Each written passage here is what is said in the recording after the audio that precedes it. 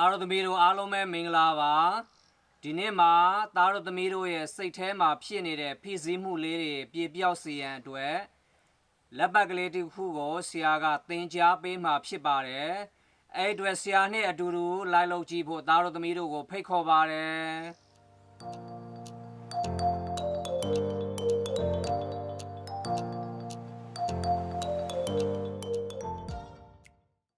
စိတ်ဖိစီးမှုတွေရောကြအောင်သားတို့သမီးတို့ရဲ့အိမ်မှာရှိတဲ့ကျဲသေးအဟောင်းလေးတွေနဲ့ဆရာကလက်ပတ်လေးတစ်ခုဖန်တီးပေးသွားမှာဖြစ်ပါတယ်အဲ့အတွက်ဒီလက်ပတ်ကလေးတစ်ခုဖန်တီးဖို့ဆရာကလိုအပ်တဲ့ပစ္စည်းတွေကိုတစ်ခုချင်းပြောပြသွားမှာဖြစ်ပါတယ်ပထမအဆုံးအနေနဲ့ဒီကျဲသေးလေး၃လုံးလိုပါမယ်တကြိုးကို2ပေစီဖြတ်ထားတဲ့အဝါရောင်ကြိုးလေး2ချောင်းလိုပါတယ်6လက်မဖြတ်ထားတဲ့အဝါရောင်ကြိုးလေး1ချောင်းလိုပါတယ်ပုပ်ပြားတစ်ခုလိုပါတယ်ကလေး2ခုလိုပါတယ်ပေရန်1ချောင်းလိုပါတယ်ကကြီး1ချောင်းလိုအပ်ပါမယ်မီးချစ်တစ်လုံးလိုအပ်ပါမယ်အကုန်လုံးပြည့်စုံသွားပြီဆိုရင်ဆရာတို့ကလက်ပတ်ကလေးကိုဖန်တီးလို့ရပြီဖြစ်ပါတယ်ဆရာတို့ကလက်ပတ်ကလေးစတင်ပြုလုပ်ပြီးဆိုကြတဲ့ကစားအာယုံစူးစီးမှုရှိရပါမယ်အာယုံစူးစီးရပါမယ်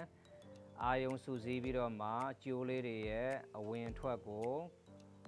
ဂယုဒီဇိုင်းရှိရပါမယ်ဂယုစိုက်ရပါမယ်အဲ့အတွက်ကျိုးလေးတွေရဲ့အဝင်ထွက်ကိုဂယုဒီဇိုင်းပြုလုပ်ရင်းနဲ့သားတို့သမီးတို့ရဲ့စိတ်ကလေးကတမာရီရလာပါတယ်တမာရီရလာပြီဆိုရင်သားတို့သမီးတို့ရဲ့စိတ်ထဲမှာဖိစီးမှုတွေကဒီလက်ပတ်ကလေးပေါ်မှာပဲအာယုံတစ်ခုတည်းရှိနေတာဖြစ်တဲ့အတွက်စိတ်ထဲမှာရှိနေတဲ့ဖိစီးမှုတွေကအလိုလိုပြပြောက်ပြီးသားဖြစ်သွားပါတယ်ဒါကြောင့်သားတို့သမီးတို့ကဒီလက်ပတ်ကလေးပြုလုပ်ရင်းနဲ့ပဲသားတို့သမီးတို့ရဲ့စိတ်ထဲမှာဖိစီးမှုလေးတွေကိုဖြစ်ဖြောက်ပြီးသားဖြစ်ပါတယ်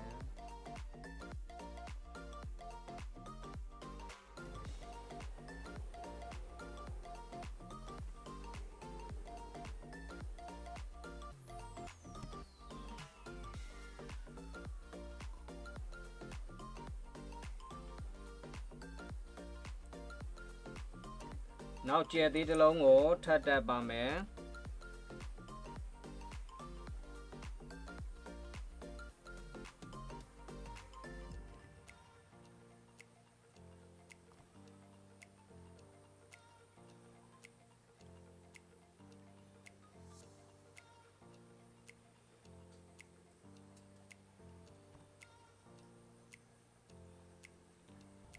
ဒီဘက်ချမ်းကအဝါရောင်ကြိုးတစ်ကြိုးကိုထိုးပြီးသွားပြီဆိုရင်နောက်တစ်ချောင်းကိုဒီဘက်ကျန်တဲ့အပေါက်ကျဲသီးပေါက်ကနေစပြီးတော့မှပြန်ထိုးပါမယ်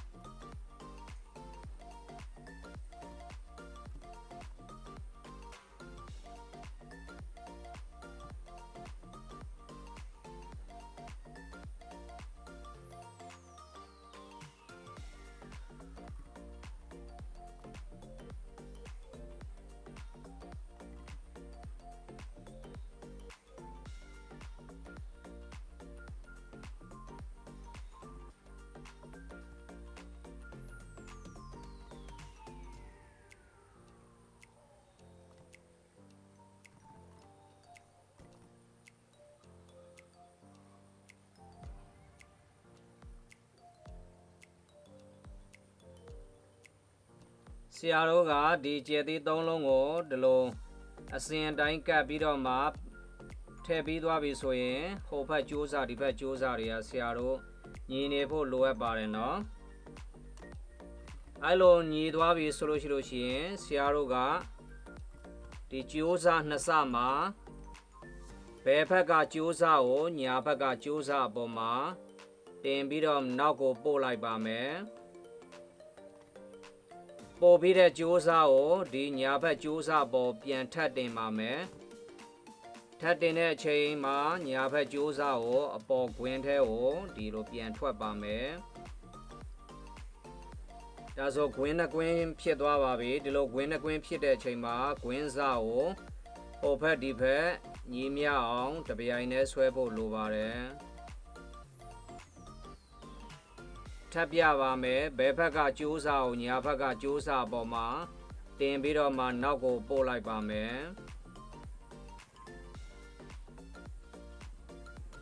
ပို့ပြီးတဲ့အချိန်မှာဘယ်ဘက်နောက်ကိုရောက်နေတဲ့ဘယ်ဘက်ကြိုးစားညာဘက်ကြိုးစားကိုပေါ်ထပ်တင်ပါမယ်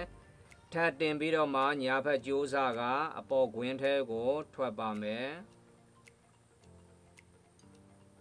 အဲ့ချိန်မှာဆရာတို့ကွင်းနှစ်ကွင်းဖြစ်နေပါမယ်ကွင်းကိုပြိုင်တူဖြည်းဖြည်းချင်းလေးဆွဲပါ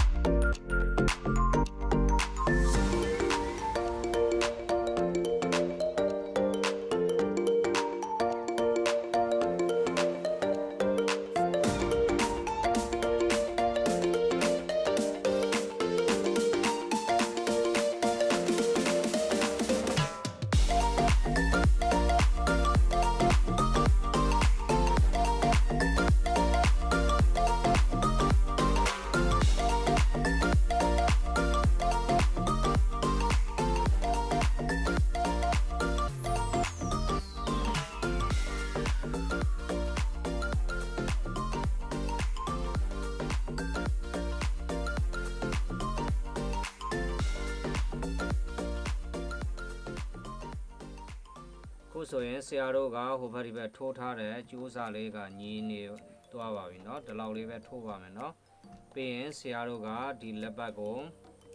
ဘေးမှာကြံနေတဲ့ကြိုးစားတွေနဲ့အတူတူချုပ်ကြိုးလေးလုပ်ပါမယ်เนาะအဲ့ဒါဆိုရင်ဆရာတို့ကဒီဘက်ကလာတဲ့ကြိုးစားနှစ်ခုနဲ့ဒီဘက်ကသွားတဲ့ကြိုးစားနှစ်ခုကိုညီအောင်ကင်ပါမယ်ကြိုးစား၄ခုကိုဆရာတို့ကလက်ညှိုးပေါ်လေးမှာညီအောင်ကင်ပါမယ်အဲ့လိုကင်ပြီးပြီဆိုလို့ရှိရင်ဆရာတို့ကဒီနောက်ထပ်ကြိုးစားတစ်ခုကိုလည်းဒီကြိုးလေးစားနဲ့အတူတူပူးပြီးတော့မှကင်ပါမယ်ဒီလိုဖြစ်နေပါတယ်เนาะလက်မလေးနဲ့ဖိထားပါပြီးရင်ဆရာတို့ကဒီချုပ်မဲ့ကြိုးစားကိုကြိုးလေးစားရဲ့အပေါ်မှာအသားလေးတင်ပါမယ်တင်ပြီးနောက်ကိုပို့ပြီးတော့မှကြိုးစားကောင်းလေးကိုဒီကွင်းထဲကိုပြန်ထွက်ပါမယ်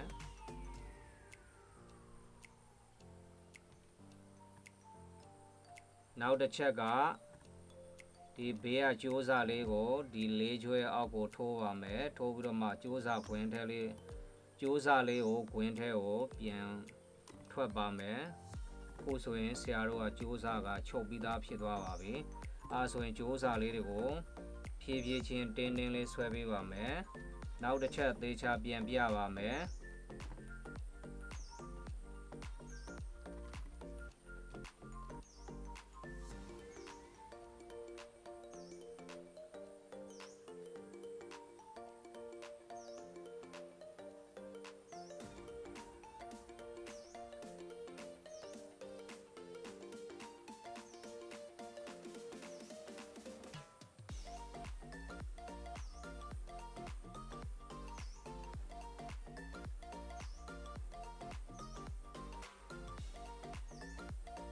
ကိုဆိုရင်ဆရာတို့ကချုပ်ကြိုးချုပ်တာပြီးသွားပါပြီเนาะပြီးသွားရင်ဆရာတို့ကပိုးတဲ့ကြိုးစားလေးတွေကိုကပ်ဖြတ်ပါမယ်ဖြတ်ပြီးတာနဲ့မီးလေးနဲ့တေချာပြန်ပိတ်ပါမယ်เนาะ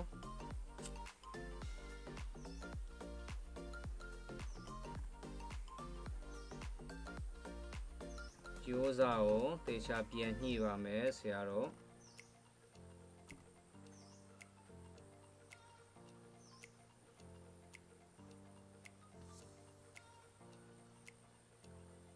ကြိုးစားကိုတေချာပြန်ညှိပြီးပြီဆိုရင်ဆရာတို့ကဘေးကကျိုးပေါ်နေတဲ့ကြိုးစားကို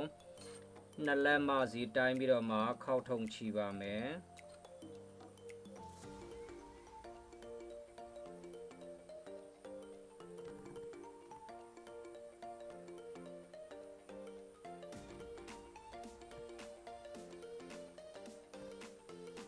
နောက်တစ်ဖက်ကိုလည်းဒါနဲ့နေတူ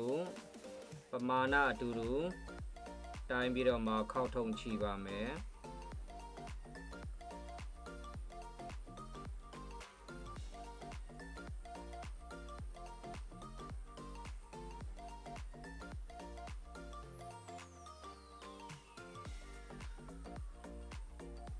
ဆိုရင်ဆရာတို့ကဘေးကပိုးတဲ့ကြိုးလေးတွေကိုကပ်ဖြတ်ပါမယ်မီးလေးနဲ့တေချာပြန်ပိတ်ပါမယ်